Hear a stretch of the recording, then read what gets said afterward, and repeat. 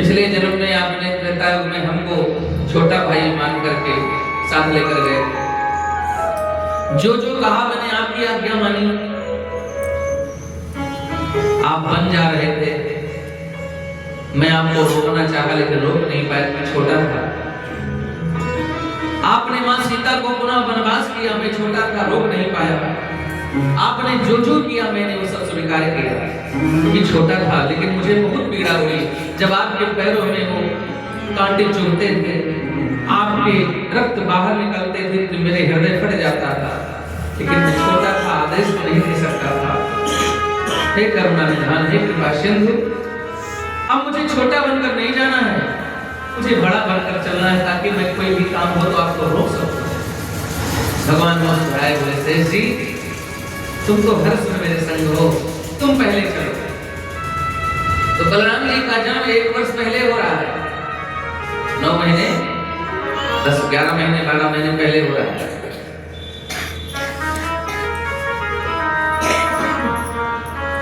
लेकिन बलराम जी नेत्र नहीं खोले। बलराम जी ने कहा जब भगवान आएंगे और उनका चरण स्पर्श करूंगा तब मैं नेत्र खोलूंगा, आंखें खोलूंगा। और इसीलिए बलराम और कृष्ण का नामकरण साथ में होता है। अगर खोले होते नेत्र तो बलराम जी का 1.5 साल बाद होगा नामकरण। तो बलराम कृष्ण का नामकरण एक साथ में हुआ, गर्गाचार्य ने किया। इसीलिए क्योंकि बलराम जी नेत्र नहीं खोले, जब भगवान कृष्ण को लेकर गए और लिटाया, भगवान का चरण कमल बलराम जी के मस्तिष्क पर जब लगा तब बलराम जी नेत्र खोलकर प्रभु का दर्शन करे। बड़े सुंदर ढंग से खूब आनंद मनाया जा रहा है। जो भी आता है बलिहारी जा रहा है। लाला को देख करके तेरा लाला कितना सुंदर है। यशोदा तू तो बड़ी बड़भागी है। देवता यशोदा की सराहना करते हैं। यशोदा का अर्थ क्या है? यशा ददाति यशोदा, जो दूसरों को यश प्रदान करे वो यशोदा है। यशोदा आनंदित है, सब देवता यश गा रहे हैं। यशोदा तेरी भागी है, तेरे घर भगवान है। धीरे धीरे 2 दिन बीत गया, 3 दिन बीत गया। भगवान महादेव ने सुना कि मेरे प्रभु अब बाल रूप में अवतार लिए हैं। तो प्रेमी की वो दशा होती है कि प्रेमी अपने प्रेमी को हर अवस्था में देखना चाहता है। और भगवान शंकर जैसा प्रेमी कृष्ण का कोई और नहीं हो सकता। भगवान कृष्ण जैसा प्रेमी महादेव का कोई और नहीं हो सकता। एक दूसरे के प्रेमी हैं। तो अपने प्रेमी की हर वस्तु प्यारी होती है। तो सोचे कि मेरे प्रभु छोटे जैसे होंगे, वो कैसे लग रहे होंगे, एक बार चलकर उनका दर्शन करते हैं। महादेव ने देवी पार्वती से कहा, देवी मैं जा रहा हूं और हमको साथ लेकर चलोगे ना तो मेरा प्रवेश भीतर तक होगा, तो दर्शन सहज हो जाएगा आपका। महादेव ने कहा ये तो सच है। देवी से कहा तुम चलो, और देवी पार्वती पहले चल देती है। पहुंची देवी पार्वती एक ग्वालिन का रूप बनाकर। महादेव तैयार हुए भेष बदलकर शंकर पांडे जी के नाम से। तब तक इनके चेला है जिनका नाम है काकभूषणी, ये तैयार हुए। महाराज गुरुजी हम भी चलेंगे। भगवान ने कहा भेष बदल के जा रहे हैं। गुरुजी हम भी भेष बदल लेंगे। काकभूषण जी कौवे नहीं है, काकभूषण जी कौवे के भेष में है। कौवे नहीं है, जैसे हनुमान जी वानर नहीं है, वानर के वेश में है, ऐसे काकभूषण जी कौवे नहीं है, कौवे के वेश में है। रूप बदला। काकभूषण जी ने कहा कि गुरुजी एक उपाय है, हम चल सकते हैं साथ। बोले कैसे? बोले आप बूढ़े बन जाओ, अब जब हम लोग चलेंगे तो कोई पूछेगा हस्तरेखा बताओ, तो आप कह देना हमारे नेत्र अब काम नहीं कर रहे हैं, कि चेला मेरा रेखा देखेगा तब हम बताएंगे। तो हम दोनों उसी में पहुंच जाएंगे। आप हम रेखा देखकर आपको बताएं गुरुजी को, और गुरुजी आपको बताइएगा। इस नाते हम दोनों प्रवेश कर पाएंगे। बोले ठीक है महाराज। आज भगवान शंकर जी पहुंच गए द्वार पर, अलग जगाया। यशोदा मैया ने सुना द्वार पर कोई भिक्षुक आया है दान देने के लिए। स्वर्ण के थाल में हीरा मोती पन्ना हो रहा है, सब लेकर थाली में निकले। बाबा ये लो।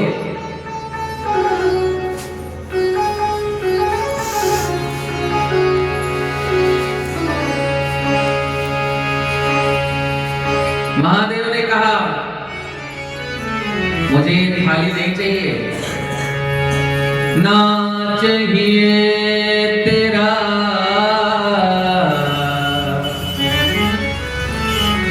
माल खजाना,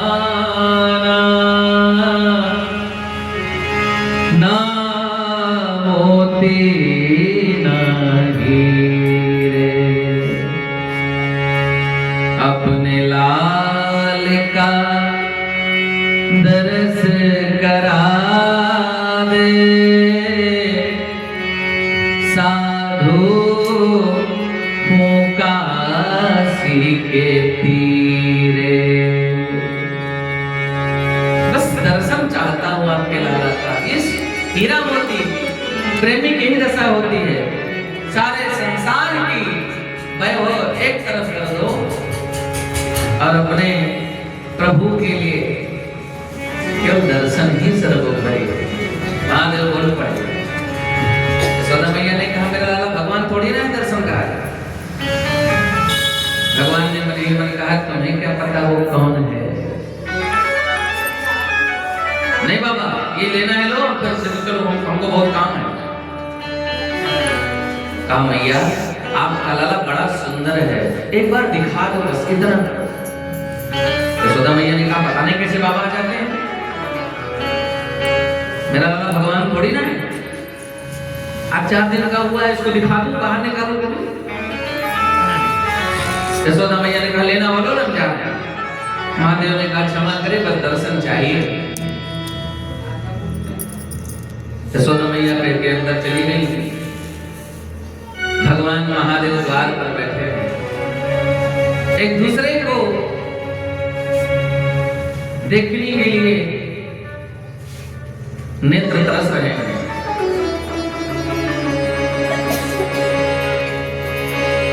जो उस सांवरे को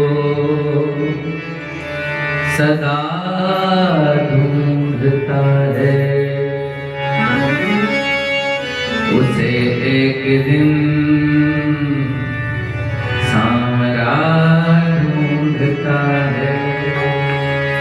जिसे ढूंढने का अमल पड़ चुका है, उसे ढूंढने में मजा ढूंढता है। प्रभु को निहारने के लिए प्रभु दर्शन दो, घनश्याम द्वार पर अलख जगाए हैं। तेरे दास शंभु संग काग भुसंडी आए हैं। हे प्रभु हम आपके दर्शनों की लालसा लेकर के आए हैं, आप दर्शन दे दो। भीतर में आ नहीं सकता, महिलाओं के बीच हमारा प्रवेश वर्जित है, द्वार पर आ गया हूं, अब आपको ही कुछ करना पड़ेगा, आपको आना पड़ेगा। भगवान कृष्ण ने मन ही मन कहा बाबा मैं कैसे आ सकता हूँ, अरे मैं तो अभी 4 दिन का हूँ, ठीक से लुढ़क नहीं पा रहा हूँ, मैं कैसे द्वार पर आऊंगा। महादेव ने कहा हम कुछ नहीं जानते, हम तो बस कुछ नहीं, आपको आना पड़ेगा। महादेव ने कहा हम द्वार पे तेरे मेरे प्रभु एक आस लगाए बैठे हैं, प्रभु बैठे हैं।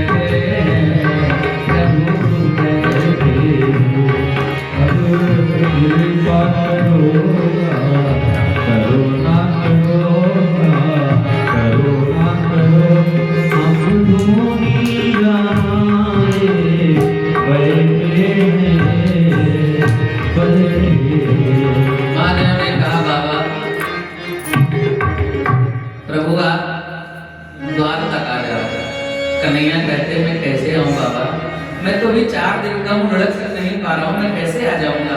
महादेव ने कहा कुछ भी हो, मैं यही बैठा रहूंगा। अब एक दूसरे को निहार रहे हैं, एक दूसरे को चाहते हैं कि मेरे प्रभु का दर्शन हो जाए, वो चाहते हैं मेरे प्रभु का दर्शन हो जाए। लेकिन आज बड़ी व्यवस्था है, दर्शन की चाह होते हुए, भगवान होते हुए भी आज दिवस हैं दोनों। वो अंदर जा नहीं सकते, वो बाहर आ नहीं सकते। तो भगवान कन्हैया ने सोचा कि देखो बाबा जी तो बिल्कुल भाई अब अंदर नहीं आ सकते, ये माता हमारी मानेगी नहीं, अब मुझे ही कुछ करना चाहिए, क्योंकि हमारे प्रभु बहुत पीड़ित हैं हमारे लिए। प्रेमी की दर्द को प्रेमी ही समझ सकता है।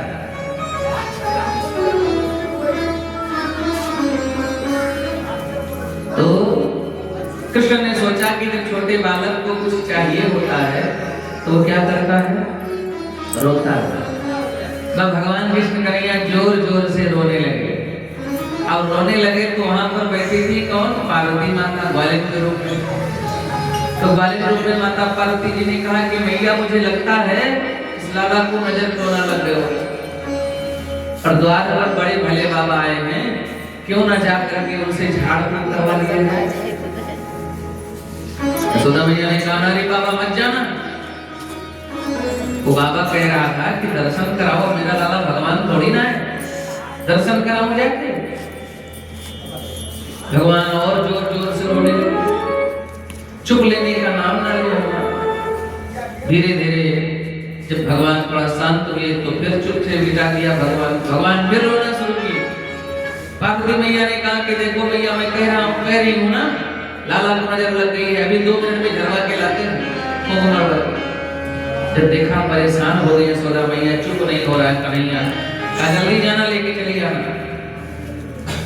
आज यशोदा मैया की गोदी से पार्वती माँ ने ज्यों भगवान को अपने गोदी में लिया, आनंद से अश्रुबिंदु छलकने लगे नेत्रों से, हृदय से परमात्मा को लगा करके माँ ने द्वार पर पहुंच करके भोलेनाथ को कहा मन ही मन प्रभु मैं नाती इस दर्शन न होता। देवी ने मन ही मन, देवी को भगवान ने मन ही मन धन्यवाद किया। पार्वती बोली बाबा ये मेरा लाला को नजर लग गए हो है, थोड़ा सा मार दो। बाबा ने कहा देखो हम बूढ़े हैं और दांत मुख में है नहीं, ये दूर तक हवा जाती नहीं, थोड़ा पास आ जाओ। जब थोड़ा सा पास आई तो भगवान ने कहा इस लाला को अगर मेरी गोदी में दे दो ना, उसे कभी नजर नहीं लगेगी। जो इतना कहा माता पार्वती जी ने उठा करके लाला को भगवान शिव की गोदी में दे दिया, और भगवान शिव की गोदी में जैसे लाला को दिया तो भगवान अखंड समाधि में हो गए। ये दृश्य पार्वती मैया देख रही हैं, देवता सब देख रहे हैं, और ये भगवान शंकर जी के स्वरूप में, भगवान शंकर जी के शरीर में जो सर्प आग छुपे थे, सर्प बिच्छू सब, इन्होंने सोचा बड़ा अच्छा मौका है, भगवान को छूने का अवसर प्राप्त हो जाए। बस सब निकल कर भगवान कृष्ण को लिपट गए, कांग्रेस चरणों को पकड़े पड़े हैं। आहा ये दृश्य देख करके देवता कहते हैं धन्य हो प्रभु। कुछ समय बीत गया, यशोदा ने देखा लाला को लेकर अभी आई नहीं, बाहर निकली तो देखा कि सर्प ही लगते हैं कन्हैया। तो भगवान ने सोचा कि माँ को अगर पता लग गया कि मैं भगवान हूँ तो लीला कैसे होगी, और पुत्र का जो स्नेह माँ को मिलना चाहिए वो कैसे मिल पाएगा। इसलिए भगवान ने ऐसी माया प्रेरी कि माँ को लगा कि मैं कोई स्वप्न देख रही थी। झट से लाला को गोदी से उठाया और भगवान ने कहा क्षण रुक जाओ। परिक्रमा किया भगवान ने, संगीन आदि किया, एक दूसरे को देखने लगे। जसोदा लाला तुझे देखने को मेरे नैना तरसते भी हैं, जब से देखा है चंद्रमुख उनका मेरे नैना बरसते भी हैं, रो रहे हैं। जैसे कि लग रहा है कि दर्शन हुआ तो, लेकिन तृप्ति नहीं हुई। लेकर के चली गई यशोदा माँ कृष्ण को। पीछे से भगवान कन्हैया गोदी में है, लेकिन पीछे झांक रहे हैं भगवान महादेव। माँ ने लाला को अपने कंधे पे किया और जाने लगे तो पीछे से भगवान देख रहे हैं और शिव और कृष्ण के दोनों के नेत्रों से अश्रु की धारा बह रही है। ये प्रेम है। आज बड़ा ही सुंदर समय, लाला को सुंदर श्रृंगार करके यशोदा मैया ने पलना में झुलाना शुरू कर दिया। पलना झुलावे रानी लालना, पलना झुलावे रानी लालना, पलना झुलावे रानी लालना।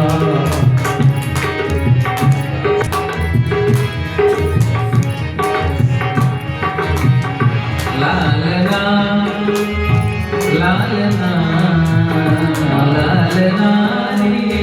लालना पलना झुलावे रानी लालना, पलना झुलावे रानी लालना,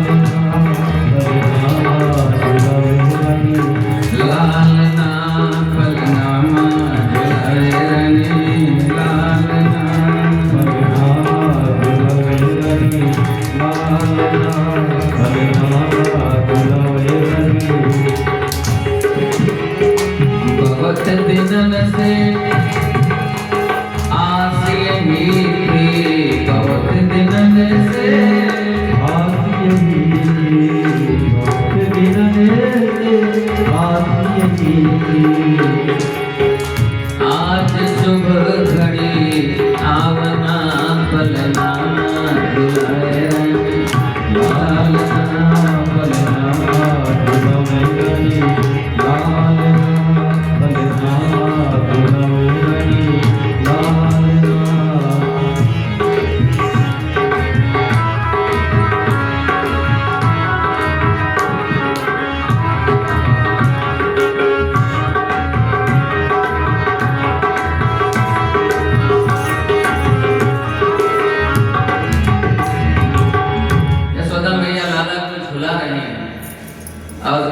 बलि बलि जा रही है। किसी ने कहा काहे न बलि बलि जावे, काहे ना हर बलि बलि जावे, यशोदा काहे ना बलि बलि जावे, यशोदा बलि बलि यशोदा काहे ना बलि बलि जावे, यशोदा काहे ना बलि बलि जावे।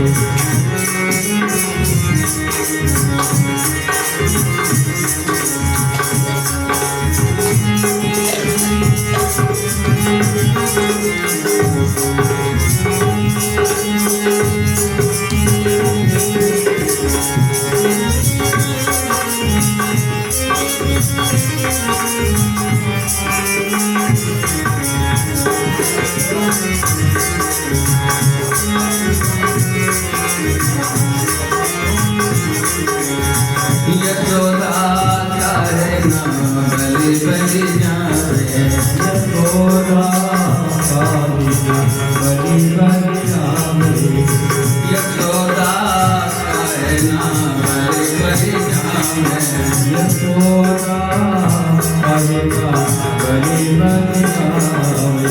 जय हो।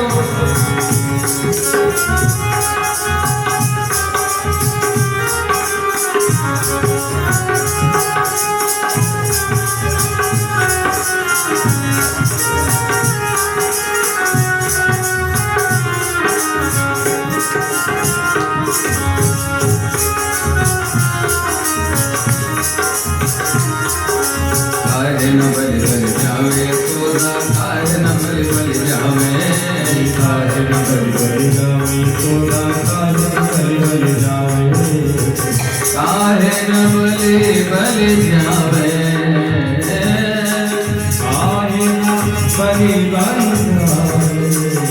काहे ना बलि बलि जावे यशोदा काहे ना बलि बलि जावे यशोदा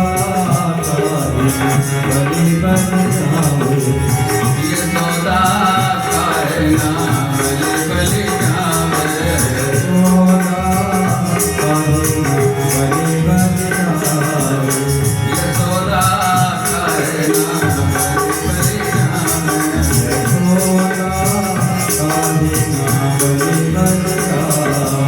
और ये हमारी माता जी की तरफ से 50 ग्राम भेंट में हृदय से कामना है।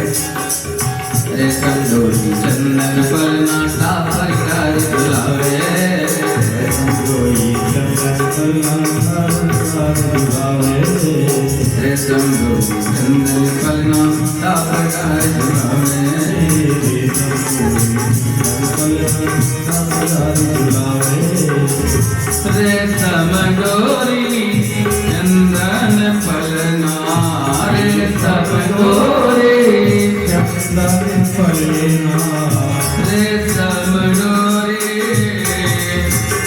चंदन पलना रेशम डोरी चंदन पलना सापर गाय बुलावे सापर गाय बुलावे सापर गाय बुलावे सापर गाय बुलावे यशोदा काहे ना बलि बलि जावे यशोदा काहे ना बलि बलि जावे यशोदा काहे ना बलि बलि जावे यशोदा काहे ना बलि बलि जावे काहे ना बलि बलि जावे यशोदा काहे ना बलि बलि जावे काहे ना बलि बलि जावे यशोदा काहे ना बलि बलि जावे काहे ना बलि बलि जावे काहे ना बलि बलि जावे यशोदा काहे ना बलि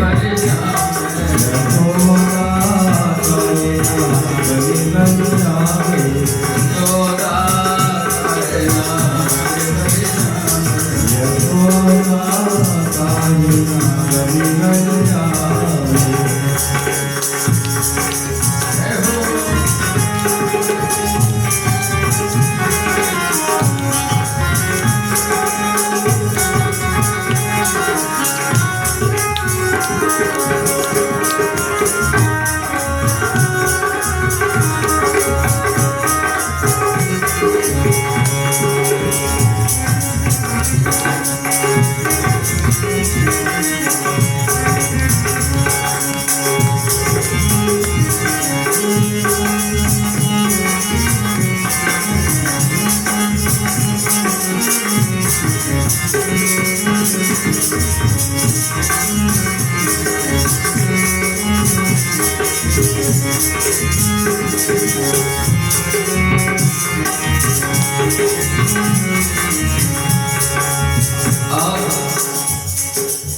जिनकी गोदी में सब जग खेले ताको मात खिलाए ये जिनकी गोदी में सब जग खेले ताको मात खिलाए जिनकी गोदी में सब जग खेले ताको मात खिलाए ये जिनकी गोदी में जग खेले ताको मात खिलाए जिनकी गोद में सब जग खेले ताको मात खिलावे ताको मात खिलावे यशोदा काहे ना बलि बलि जावे यशोदा काहे ना बलि बलि जावे यशोदा काहे ना बलि बलि जावे यशोदा काहे ना बलि बलि धीरे धीरे आज उत्सव मनाया जा रहा है। छठवां दिन आ गया। आज भगवान कृष्ण की छठी का दिन है। इधर कंस ने सोचा, हे जजमान जी अरे इधर आओ।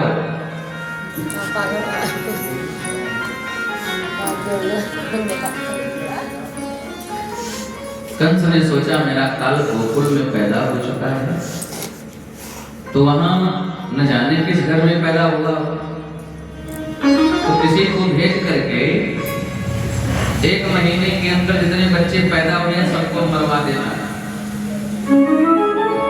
तो कंस ने बकासुर की बहन पूतना को बुलाया। पूतना क्या है?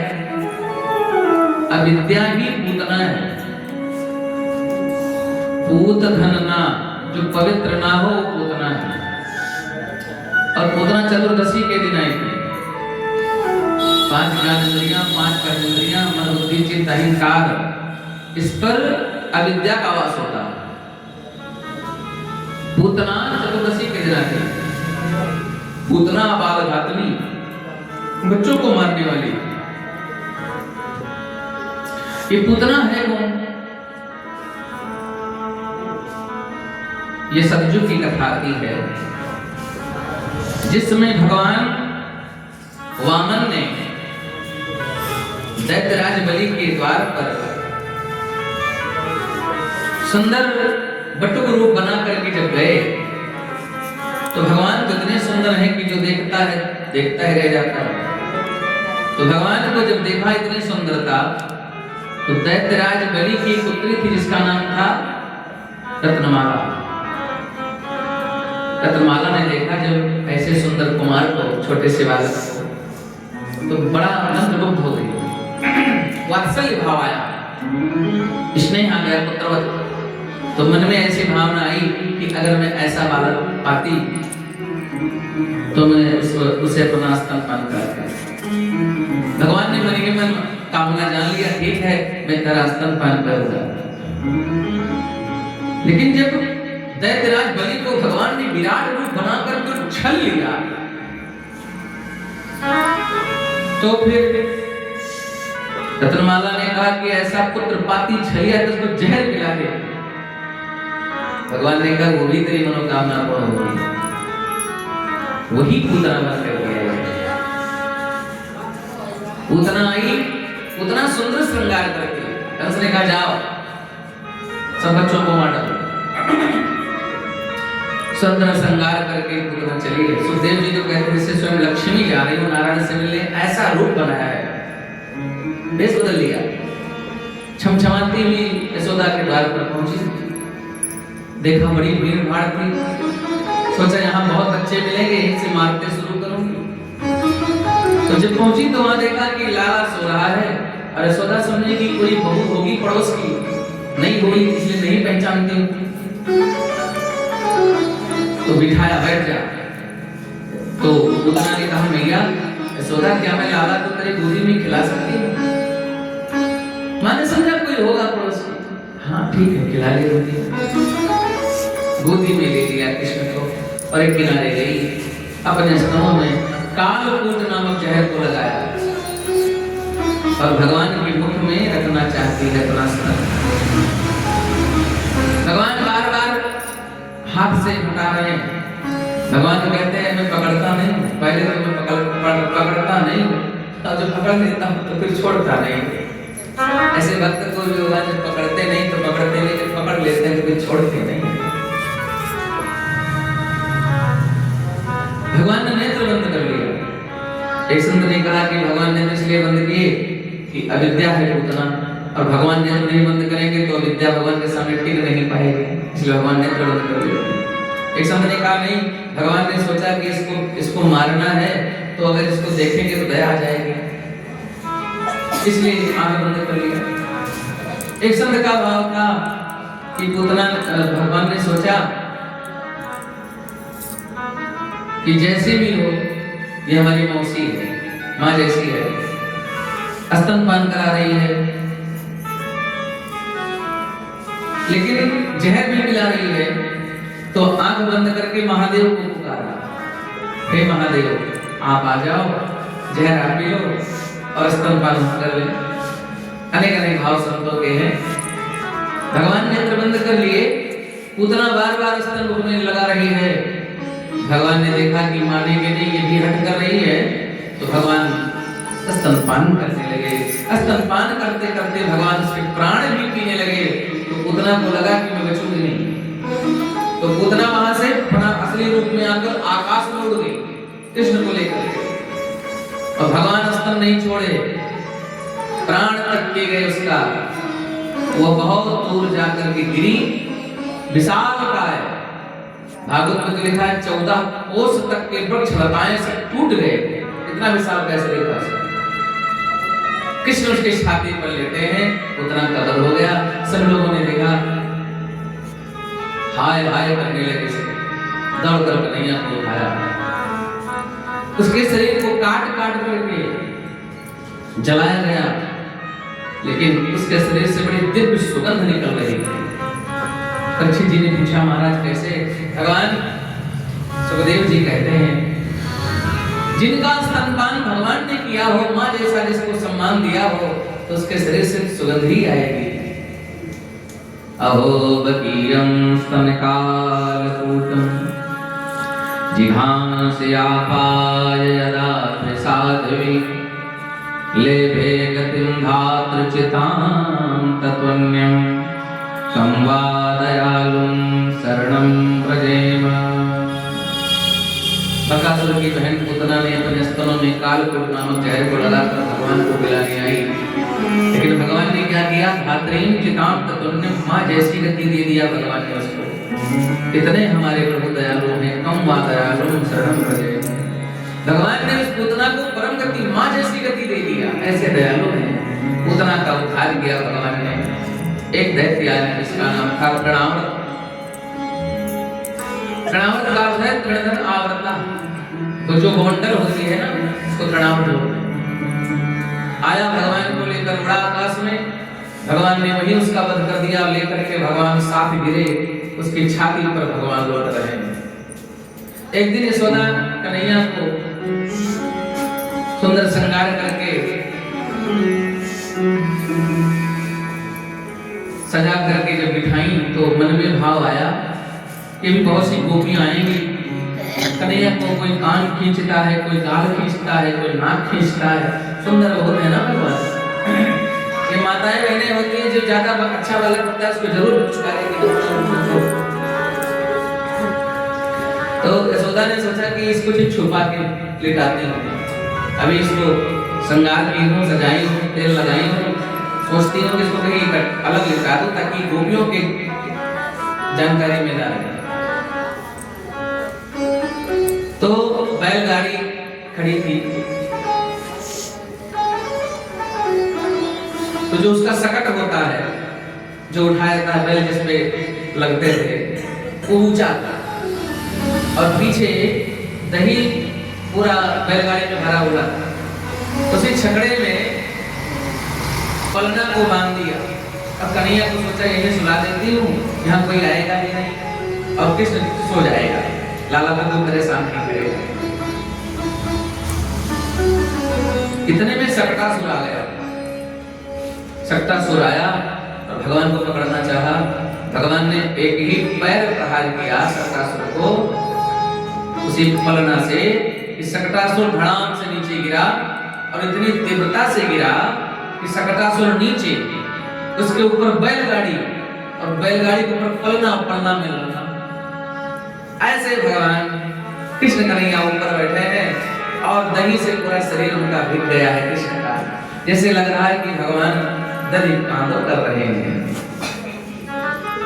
दौड़कर यशोदा मैया ने देखा, हाय हाय भगवान, ये कैसे हो गया कि राक्षस नीचे, बैलगाड़ी ऊपर, दही पूरा बिखर गया और पलना के ऊपर ललना सो रहा है।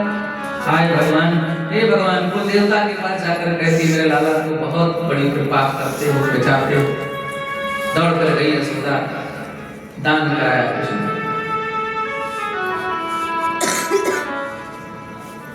अघासुर, बकासुर, धेनुकासुर आदि दैत्यों का भगवान ने खेल ही खेल में वध कर दिया।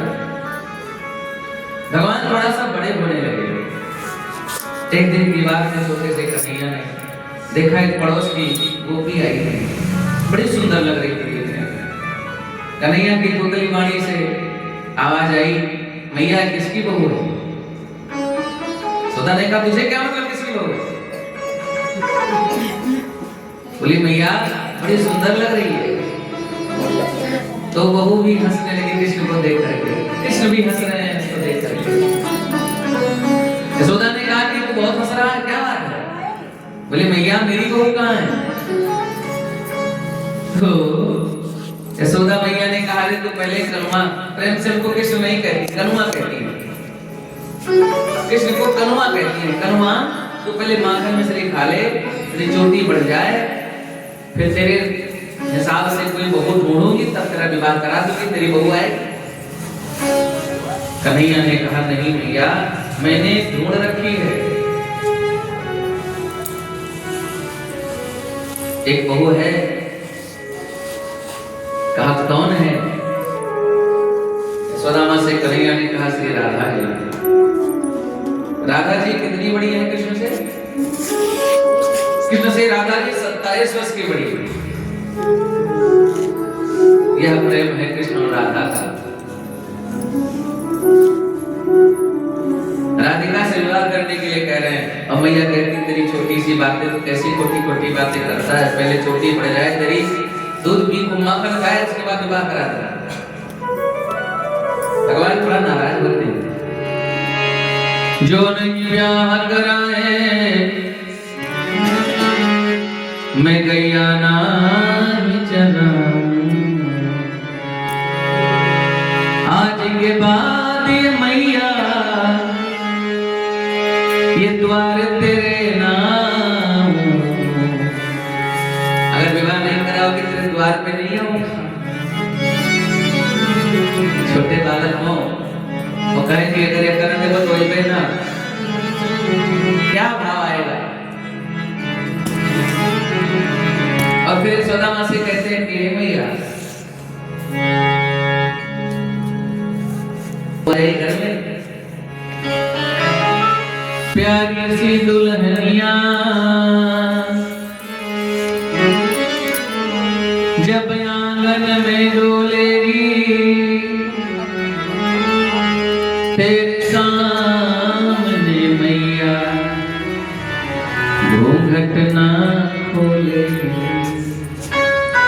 और दाऊ भैया से कहना वो जेठ भी लगे तो उनसे कह देना वो बाहर बैठेंगे, घर में रहे। और मैया का विवाह हो गया ना तो राधा जी तेरी भी सेवा करेंगे। चंदन की चौकी पे माँ तुझको बिठलाऊं, प्यारी राधिका से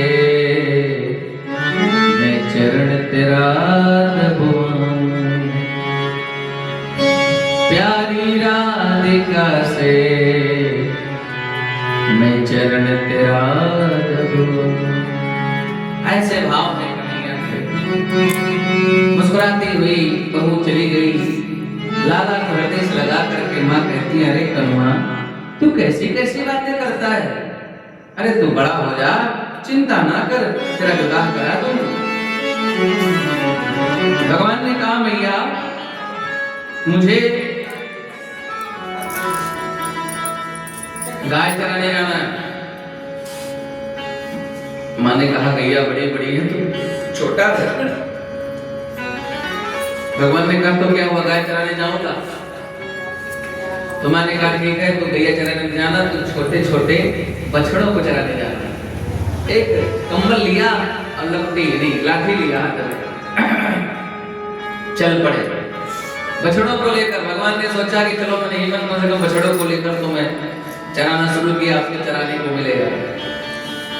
जब गए तो वहां एक मित्र मिला उनका जिसका नाम था मनसुख। बड़ा पेड़ हड्डी का था, दुबला पतला। कृष्ण ने पूछा कि तेरा नाम क्या है? उसने कहा मनसुख। भगवान ने कहा ना तू मन से सुखी है ना तन से सुखी, ना तू मन सुख है ना तू तन सुख है। ये हड्डी कैसे तेरी? क्यों नहीं खाता पीता? आपको मनसुख ने कहा कि क्या करूं? हमारे पिताजी सब कुछ माखन मिश्री यहाँ से लेकर के मथुरा भेज देते हैं कंस के यहाँ। हम सब खाने को नहीं पाते, दुबले होते जा रहे हैं। तो कंस के अनुचर खा खा कर पहलवान होते जा रहे हैं। भगवान कृष्ण ने कहा आज के बाद ये माखन नहीं जाएगा। बोले कैसे? बोले हम लोग नहीं जाने देंगे, ये सब खा लेंगे चोरी करके। कहा ठीक है, चोरी कैसे करोगे? भगवान ने कहा वो व्यवस्था हम देख लेंगे। तो पहले भगवान ने सोचा कि एक मंडल तैयार किया, चोर प्रचार विद्या मंडल। उस मंडल के अध्यक्ष हुए भगवान कृष्णचंद्र और उसके ऋषि भी जिनका नाम था कफल ऋषि। तो एक सूत्र निकाला कि कपल्लम कपल्लम कहोगे तो पकड़े नहीं जाओगे। उस समय की बात है, आज की बात नहीं है। आज बस सोच लेना कि कपल्लम कहेंगे पकड़े नहीं जाएंगे। तो फिर भगवान ने सोचा कि सबसे पहले हमें घर से चोरी शुरू करना चाहिए। पकड़े जाओ मारे जाओ तो घर से शुरू हो जाते हैं। घर में प्रवीण हो गए तो बाहर जाओगे। तो भगवान ने घर में चोरी शुरू किया। एक दिन भगवान कन्हैया बैठे थे, यशोदा मैया को देखा कि आ रही है तो झट से भगवान ने छोटा सा माखन का लोटा उठाया और खाने लगे। तब तक यशोदा मैया आ गई। सामने देखा भगवान के शीशा लगा हुआ था, भगवान का प्रतिबिंब उस शीशे में दिख रहा था।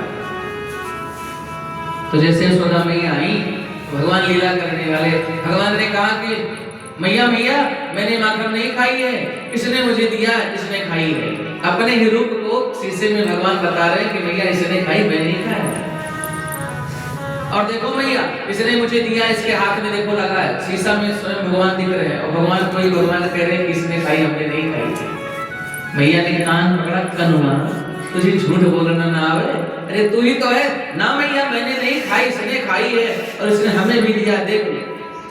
यशोदा मैया बलिहारी जा रही, वारे मेरा लाला इतना भोला है मेरा बेटा, इसको ये भी नहीं ज्ञात है कि ये तू ही है।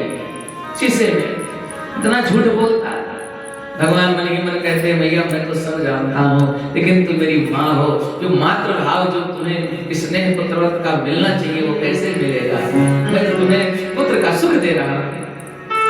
माँ ने कहा तू चोरी ना किया कर, तू मांग कर खा लिया कर, बहुत सा माखन तेरे घर पे है। बोले माँ, मन ही मन भगवान कहते हैं जो चोरी करने में आनंद है वो वैसे थोड़ी खाने में है। एक दिन यशोदा मैया लाला को कन्हैया को गोदी में लेके बैठी थी।